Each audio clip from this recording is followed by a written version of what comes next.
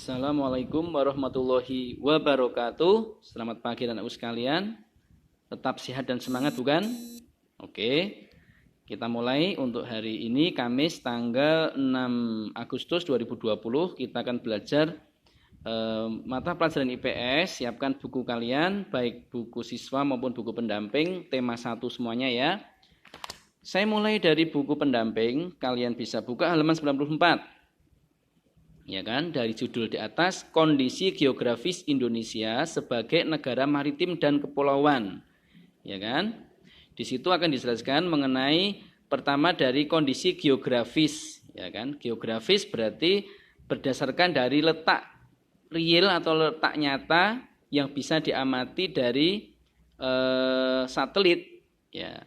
Bahwa letak secara geografis Indonesia itu berada di antara dua benua, yaitu benua Asia dan benua Australia, serta di antara Samudra Hindia dan Samudra Pasifik. Ya kan? Itu letak Indonesia secara geografis. Nah, maka dari itu Indonesia sangat strategis karena di situ menunjukkan Indonesia berada di persimpangan lalu lintas dunia. Lah itu ya. Ada simbol silang di situ, merupakan persimpangan lalu lintas dunia. Ya, begitu. Kemudian di sini ada penjelasan juga mengenai disebut sebagai kepulauan. Apa itu artinya? Bahwa antara pulau yang satu dengan yang lainnya disatukan oleh laut, ya kan? Jadi banyak pulau dan pulau-pulau itu disatukan oleh laut. Maka Indonesia disebut sebagai negara kepulauan. Bahkan kalau dihitung kurang lebih ada sekitar 17 ribuan pulau yang ada di Indonesia. Luar biasa bukan banyaknya? Oke, benar sekali. Kemudian anak-anak lanjut lagi, ya kan, ke berikutnya.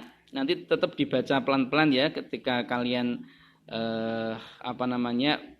belajar nanti sebelum mungkin ada tugas dari Pak Guru. Karena letak Indonesia yang strategis tadi, jadi tidak bisa lepas dari yang namanya hubungan dengan bangsa lain, ya kan? Di situ terjadi dampak positif dan dampak negatif, ya kan? Di antaranya misalnya yang dampak positif, satu, memudahkan komunikasi dan interaksi antar masyarakat. Dua, pengaruh budaya yang baik dari dalam atau luar daerah sehingga memperkaya keragaman budaya. Itu dampak positifnya dengan adanya kontak atau komunikasi dengan bangsa lain. Dampak negatifnya juga banyak. Di antaranya hilangnya budaya asli karena tergerus oleh budaya luar. Kemudian munculnya budaya-budaya baru yang belum tentu sesuai dengan budaya setempat. Ya kan? Oke, itu di antaranya. Kemudian sekarang masuk ke Indonesia itu juga sebagai negara maritim. Ya kan? Jadi terkait dengan luasnya wilayah perairan Indonesia. Ya. Oke. Karena kita sebagai negara maritim, maka kekayaan alam yang berupa sumber daya alam laut juga sangat banyak sekali. Di situ dituliskan di antaranya ada ikan, terumbu karang, kemudian ada apalagi bahan mineral dan sebagainya. Wisata bahari, luar biasa banyaknya ya. Silakan nanti Pak Guru tidak bisa menjelaskan secara detail di sini mengingat durasi ya. Jadi silakan nanti dibaca dengan baik. Kemudian juga di situ ada beberapa dampak yang diakibatkan oleh letak dan kondisi geografis, ya kan? Itu nanti ada 5 dampaknya yang terus di situ. Kemudian pengaruh kondisi geografis Indonesia sebagai negara maritim terhadap budaya masyarakat, ya kan, terhadap budaya. Nah ini di sini kalau kita bicara budaya, ini terkait dengan yang namanya suku bangsa, ya kan. Ada nanti di situ ada juga mengenai adat istiadat, ya, tradisi, kepercayaan. Nah itu terkait dengan hubungan sosial antara manusia yang satu dengan yang lainnya. Ternyata juga berdampak dengan letak geografis Indonesia tadi, ya kan? Begitu. Kemudian anak-anak berikutnya, ciri keragaman budaya lokal Indonesia dapat dilihat dari hal-hal sebagai berikut. Itu tadi ya, keragaman suku bangsa, keberagaman bahasa, keberagaman religi, kemudian keberagaman seni dan budaya. Tadi itu disebut sebagai pengaruh sosialnya. Jadi pengaruh sosial dilihat dari 4 hal itu ya, 1 sampai 4 itu. Oke, berikutnya lagi dampak dari segi kebudayaan. Ya kan? Itu juga ada 4, nanti dibaca sendiri. Kemudian pengaruh kondisi geografis Indonesia sebagai negara maritim terhadap transportasi masyarakat.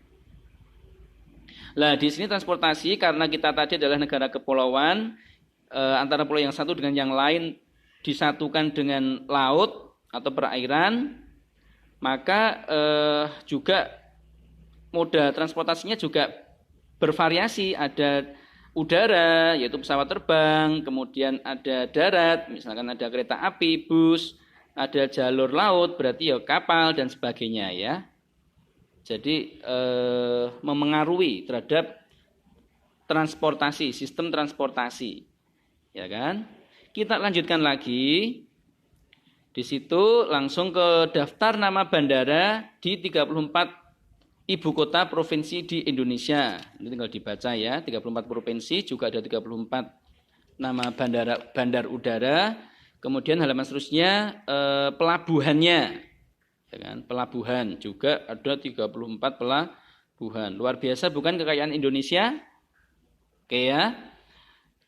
Oke anak-anak, untuk yang dari buku pendamping nanti seperti biasa ya, sudah hafal, nggak usah Pak Guru informasikan lagi. Ada beberapa soal di room 1, 2, 3, silakan dikerjakan. Kemudian jabri ke Pak Guru dan seterusnya, seperti itu ya. Oke, sudah 6 menit. Saya lanjutkan untuk yang dari buku siswa anak-anak. Bisa dibuka halaman 145. Ya, di sini ya, 145. Ya, bisa dibaca dulu dari halaman yang sebelumnya juga. Ya, ini masih terlalu umum. Yang lebih detail yang dari buku pendamping tadi sebenarnya ya. Pengaruh kondisi geografis Indonesia sebagai negara maritim terhadap kehidupan ekonomi masyarakat. Nah, tadi di buku pendamping sudah ada ya pengaruhnya terhadap kehidupan ekonomi masyarakat. Yang kedua tadi pengaruhnya terhadap sosial budaya di masyarakat. Yang ketiga pengaruhnya terhadap mode transportasi yang ada di masyarakat juga. Jadi ada 3 poin kalau kita ringkas, begitu ya. Oke, kita buka berikutnya jenis pekerjaan. Nanti saya kira ini bisa. Nanti yang ini bukan sebagai tugas, nggak usah dikerjakan. Penting kalian sudah paham. Yang untuk tugas adalah nanti ini ya, dari buku siswa. Tuliskan dampak positif dan dampak negatif di portofolio.